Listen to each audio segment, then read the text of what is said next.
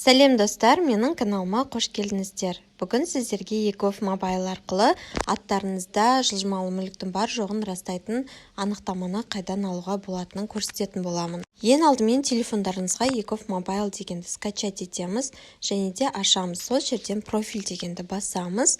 Басқаннан кейін авторизовация дейміз. Бұл жерге сіздер SMS арқылы немесе ECP ключті көрсету арқылы кіре аласыздар.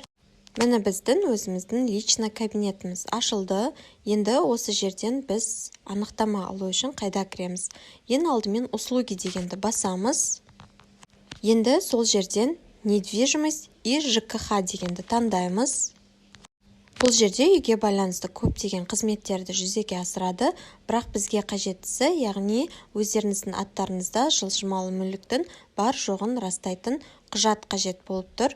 Яғни бұл жерде предоставление сведений об отсутствии наличия недвижимого имущества физического лица деген справканы таңдаймыз. Қажетті услуганың үстін басқаннан кейін міне бізде осылай шығады.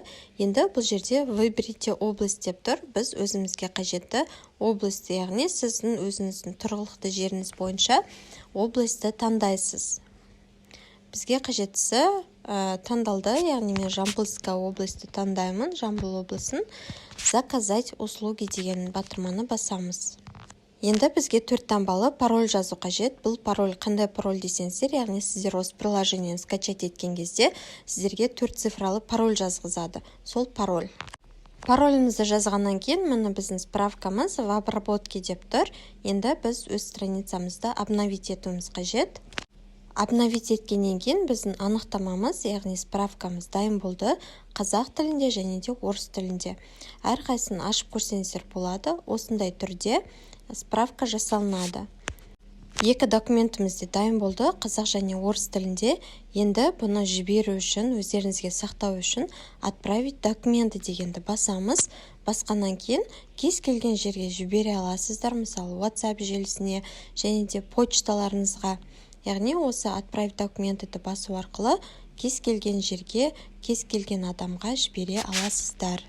Осы әдіс арқылы сіздер өздеріңіздің аттарыңызда жылжымалы мүліктің бар жоғын растайтын анықтаманы ала аласыздар.